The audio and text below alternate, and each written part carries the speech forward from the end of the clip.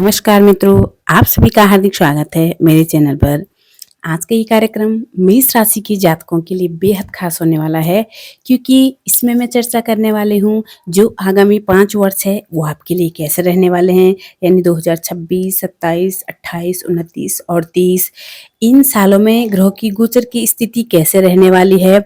जैसे कि आपको अभी शनि की साढ़े सती का दूसरा चरण जून 2027 से शुरू होने वाले हैं, आपको सेकंड फेज रहेगा। और राहु केतु का परिवर्तन, बड़े बड़े ग्रहों के परिवर्तन जैसे शनि, राहु, केतु, देवगुरु, बृहस्पति, ये जो ग्रह लंबे समय तक एक राशि में रहते हैं, इनका क्या प्रभाव होगा, क्या कुछ नेगेटिव हो सकता है, क्या कुछ पॉजिटिव दिखाई दे रहा है गोचर के अनुसार, ये बहुत डिटेल्स में जानेंगे।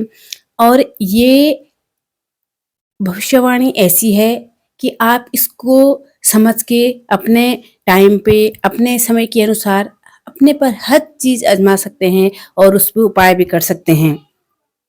जान लेते हैं ये आने वाले 4-5 साल आपके लिए कैसे रहने वाले हैं। क्या भविष्यवाणी है जो होकर रहेगी आपके जीवन में, आपको सावधानियां भी रखनी होगी। ये कार्यक्रम आपकी चंद्र और लग्न राशि पर आधारित है। आप इसको अपने प्रचलित नाम राशि के आधार पर भी आप इसको देख सकते हैं। सबसे पहले आप मेष राशि होती है आपकी, और आपकी राशि से द्वादश भाव में देवगुरु बृहस्पति है जो मई 2027 तक यहाँ रहने वाले हैं। 3 जून 2027 को आपके लग्न में आ जाएंगे। आपको साढ़े साती का दूसरा चरण स्टार्ट हो जाएगा। आपके एकादश भाव में राहु है, आपके देवगुरु बृहस्पति पराक्रम में है और आपके पंचम भाव में केतु है। मई 2027 जब तक शनि आपके 12th हाउस में है, जो कि आपके 12th हाउस में शनि का बैठना मई 2027 से पहले पहले ये आपके लिए परिवर्तन लेकर आएगा। आपको थकान देगा, आपकी रिस्पॉन्सिबिलिटी बढ़ सकती है काम में जब तक शनि ग्रह आपके द्वादश भाव में रहेंगे। या फिर आपको यात्राएं हो सकती है, कभी कभी आपको बेवजह से भी यात्राएं हो सकती है। शनि द्वितीय भाव को देखेंगे, आपको दांतों से रिलेटिव, गले से रिलेटिव और कुछ आपकी शत्रु भी बन सकते हैं। ऐसा देखे क्योंकि शनि छठवें भाव को भी देख रहे हैं। कुछ लोन वगैरह आप ले सकते हैं, चाहे छोटा लोन हो या बड़ा लोन हो। शनि सेकंड हाउस को देखेंगे। परिवार के साथ में आर्ग्यूमेंट बिल्कुल भी ना करें। अगर आप विदेश जाना चाहते हैं, विदेश जाने के लिए बहुत अच्छा है मई 2027 से पहले पहले। अगर आप फॉरेन जाना चाहते हैं, लॉन्ग ट्रेवल के योग आपके बहुत अच्छे दिखाई दे रहे हैं। यहाँ शनि आपके दशमेश होते हैं और आपके द्वादशीस भी होते हैं। मई से पहले पहले आपको ट्रांसफर हो सकता है, आप कुछ ट्राई कर सकते हैं, या फिर आप कुछ ट्राई कर रहे हैं तो आपके लिए अच्छा है। आप या कहीं दूसरे स्टेट में नौकरी करते हैं, वहां से आप ट्रांसफर चाहते हैं, तो अगर आप एफर्ट्स डालते हैं तो आपके लिए ट्रांसफर के योग बहुत अच्छे बने हुए हैं।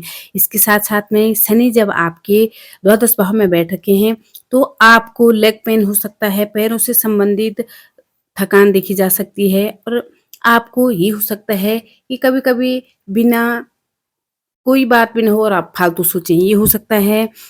अगर आप फॉरेन में हैं मेष राशि वाले, आप विदेश में जॉब करते हैं, तो आपके लिए कुछ बेटर अपॉर्चुनिटी मिलने की योग अच्छे बने हुए हैं, लेकिन आपको थोड़ा सा ओवर थिंकिंग नहीं होना है।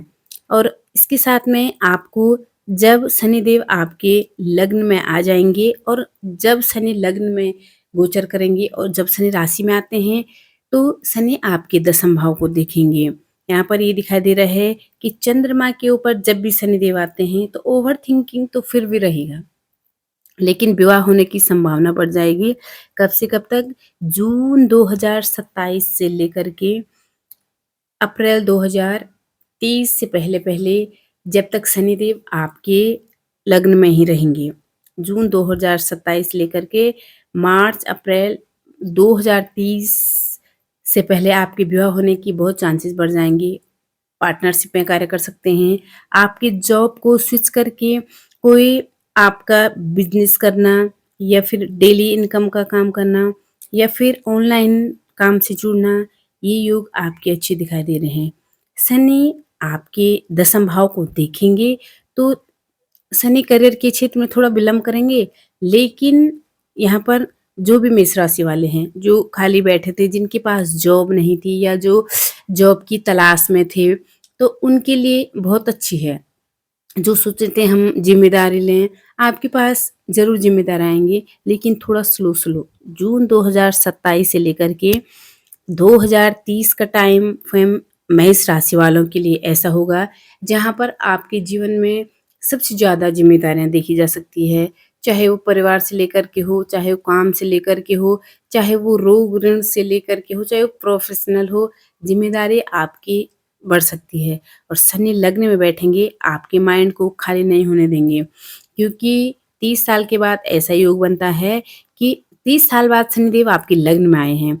तो 30 साल बाद शनिदेव लग्न में आए हैं, तो आपके पहले घर में गोचर कर रहे हैं मेष राशि में, और निश्चित ये कहीं न कहीं कहते हैं कि मन को बड़ा व्यस्त रखते हैं, बिज़ी रखते हैं मन को। ज आगे जानते हैं कि राहु आपके एकादश भाव में है, फिर राहु आपके दशम में आ जाएँगे दिसंबर 2026 में। 6 दिसंबर 2026 को राहु आपके दशम भाव में आ जाएँगे, और जुलाई 2028 तक राहु आपके दशम भाव में ही रहेंगे। तो समझ लीजिएगा, दिसंबर 2026 से लेकर के जुलाई 2028 का टाइम आपके लिए अच्छा है।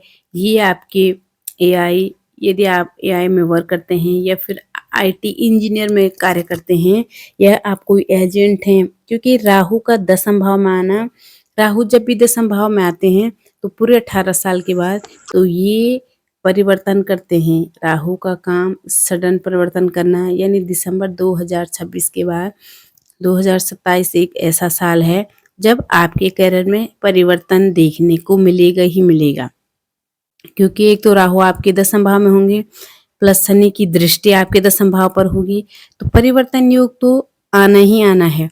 और सबसे अच्छा टाइम रहने वाला है आपके लिए मई 2027 से लेकर के आप पूरा 2027 मान के चलिएगा, करियर में आपके परिवर्तन ज़रूर आएगा। और राहु दशम भाव में आएँगे, स्मार्ट वर्क कराएँगे, आप हार्ड वर्क नहीं करेंगे, आप शॉर्टकट और स्मार्ट तरीके से काम करना पसंद करोगे। राहु का दशम भाव में आना मेष राशि वाले लोगों के लिए, अगर आप कोई पॉलिटिक्स में हो, राजनीति में हैं आप, तो राहु राजनीति में आपको सफल राजनेता बनाता है। जो हमारे शास्त्रकार थे वो कहते थे राहु 10 में दुनिया बस में, तो ये हो जाता है राहु का दशम भाव में बैठना, राजनीति अच्छी होगी। राहु का दशम में बैठना technical, AI, smart work, engineering या फिर एजेंसी से रिलेटिव कोई भी कार्य आप करते हैं तो आपके लिए बहुत अच्छा रहता है। राहु जब आपके दशम भाव में आएंगे तो केतु आपके चतुर्थ भाव में रहेंगे। केतु का चतुर्थ भाव में आना, जो भी चीज़ें आपको मिल रही है जल्दी से आप उस चीज़ में जल्दी से संतुष्ट नहीं होंगे। जैसे आपने कोई घर परचेस कर लिया, गाड़ी परचेस कर ली 2027 में, आपको लगेगा इससे अच्छा हो सकता है, मैं इससे अच्छा ले सकता हूँ। ऐसा आपके मन में 2027 में ज़रूर आएगा, जब केतु आपके 4th हाउस में आएँगे। के चतुर्थ भाव बहुत इम्पोर्टेंट होता है, लग्ज़री होता है, हैप्पीनेस का होता है चतुर्थ भाव। तो जो भी हैप्पीनेस मिलती है, इंसान उस चीज़ का ग्रैटिट्यूड नहीं करता है, लगता है कि और अच्छा हो सकता है। तो ऐसा थोड़ा बहुत आपको हो सकता है। फिर वही राहु आपके भाग्य भाव में गोचर करेंगे जुलाई 2028 से लेकर के पूरे 2029 तक राहु आपके भाग्य भाव में ही रहेंगे। और ये भाग्य भाव का राहु आपको अचानक से, वैसे तो राहु भाग्य भाव में उतने पिता के साथ में विच्छेद कराता है। राहु जब नवम भाव में आते हैं तो शुभ कार्य में, जो भी शुभ कार्य आप कभी-कभी करते हैं तो उसमें तो थोड़ा डिले कर देते हैं राहु, क्योंकि राहु भाग्य भाव में आएँगे, भाग्य स्थान में थोड़ा-सा परेशान कर देते हैं। कोई भी आप उस टाइम पे डिसीजन लेंगे बहुत बड़ा, तो जल्दबाजी में मत लीजिएगा। जो भी डिसीजन लेगा सोच समझ कर लीजिएगा। सबसे अच्छा टाइम रहने वाला है आपके लिए जब राहु आपके दशम भाव में रहेंगे। 2027 और 2028 जुलाई से पहले-पहले वो टाइम आपके लिए बहुत अच्छा रहेगा। आपके करियर को लेकर के आपको चतुर चालाक बनाएँगे राहु दशम भाव में आकर के। वहीं अगर देवगुरु बृहस्पति की बात करें, दो ह और जब राहु आपके अष्टम भाव में आएँगे, 2030 में राहु अष्टम भाव में रहेंगे, जो आपकी डिटेल नॉलेज, अगर आप रिसर्च फील्ड में हैं, साइंटिस्ट हैं या ऑक्कल्ट नॉलेज में जाना चाहते हैं, तो डेफिनेटली जाएंगे आप, या ऑटोमेटिकली उस टाइम ऐसा होगा कि आपकी डीप नॉलेज बढ़ सकती है, ऑकल्ट नॉलेज गेम हो सकती है जब राहु आपके अष्टम भाव में गोचर करेंगे। लेकिन ये ध्यान रखना है उस टाइम पे आपको पेट से संबंधित, खाने पीने से संबंधित ध्यान रखना है। दीप गुरु बृहस्पति जब आपके 2 जून 2026 में मान के चलिए देवगुरु बृहस्पति चतुर्थ में रहेंगे, तो जब बृहस्पति आपके चतुर्थ में रहेंगे 2 जून 2026 में, जैसे देवगुरु बृहस्पति ने गोचर किया, ये चतुर्थ भाव में आए, जुलाई 2027 तक देवगुरु यहीं रहेंगे, या आप किसी प्रॉपर्टी में डील करेंगे, या गाड़ी परचेस करेंगे, या कोई स्पिरिचुअल ट्रैवल करेंगे, ये दिखाई दे रहा है। इसके साथ साथ जुलाई 2027 से लेकर के जुलाई 2028 देवगुरु बृहस्पति आपके पंचम भाव में रहेंगे। ये बहुत अच्छा है, संतान पक्ष के लिए बहुत अच्छा है, अचीवमेंट्स को लेकर के बहुत अच्छा है। जब बृहस्पति आपके पंचम में आएंगे और आपकी लग्न को देखेंगे तो ये आपके लिए बहुत बड़ी अचीवमेंट्स लेकर के आएगा। 2027 से लेकर 2028 तक देवगुरु बृहस्पति की दृष्टि जब आपके लग्न पर पड़ेगी, आपके भाग्य भाव पर पड़ेगी, तो आप सारे गैर परंपरावादी कार्य को छोड़ करके अच्छी चीजें करना, ये देखा जा सकता है। जुलाई 2027 के बाद संतान के योग बहुत अच्छे हैं।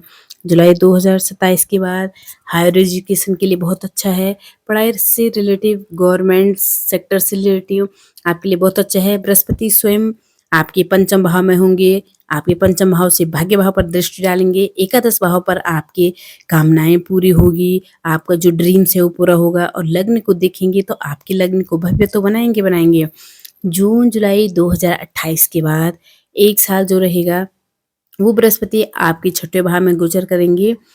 छठे भाव में आपको उस टाइम पर आपका फैट बढ़ सकता है, थोड़ा सा आपको लीवर डाइजेशन से संबंधित थोड़ी कुछ प्रॉब्लम दिखाई जा सकती है। स्टमक रिलेटिव ध्यान रखना होगा आपने उस टाइम से, और जैसे ही थोड़ा बहुत फैट बढ़ना, ये आपको ध्यान देना होगा। और इन 4-5 सालों में एक चीज दिखाई दे रहा है मेष राशि वालों के लिए, बृहस्पति, राहु, केतु और शनि के गोचर से, ये जो 4-5 साल हैं ये करियर में आपको गेम तो करेंगे, करियर में ग्रोथ होगी, फाइनेंशियली आपको इम्प्रूवमेंट होगा, लेकिन कहीं ना कहीं आपको रिस्पॉन्सिबिलिटी बहुत ज़्यादा मिलने वाली है, आपको तनाव भी मिलने वाला है, टेंशन मिलेगा, आप हमेशा व्यस्त रहेंगे, बिजी रहेंगे। और अगर आप विद्यार्थी हैं, पढ़ाई कर रहे हैं, तो पढ़ाई से रिलेटिव अच्छा है आपके लिए, पढ़ाई से रिलेटिव बहुत अच्छा है। जब बृहस्पति आपके पंचम भाव में आएंगे जुलाई 2027 के बाद, तो बहुत अच्छा है आपके लिए। प्रेम जीवन के लिए भी बहुत अच्छा है, जुलाई 27 के बाद में बहुत अच्छा रहेगा। लेकिन मेष राशि है आपकी, अपने गुस्से पर थोड़ा सा कंट्रोल करना है आपने। और राहु जब आपके दसम भाव में आएंगे दिसंबर 2026 से लेकर के जुलाई 2028 के बीच में, ये करियर में आपको बहुत बड़ा स्टेप लेना चाहिए, बहुत बड़ा आपको रिस्क लेना चाहिए, क्योंकि राहु का दसम आना सडनली आपको करियर में बहुत नीचे से ऊपर पहुंचा सकता है, ये ध्यान रखना है आपने। उपाय भी करने चाहिए क्योंकि शनि की 7.5 चल रही है, आपको प्रथम चरण है अभी, इसलिए शनि के बीज मंत्रों का जब जरूर कीजिएगा। ओम प्राम प्रीम प्रोम सो शनिचराय नमो डेली फॉलो कीजिएगा। हनुमान चालीसा का पाठ करते हैं क्योंकि हनुमान मंगल देवता आपके लग्नेश होते हैं, आपकी राशि होते हैं। मंगल की बीज मंत्रों का जाप कीजिएगा, हनुमान चालीसा कीजिएगा, आपके लिए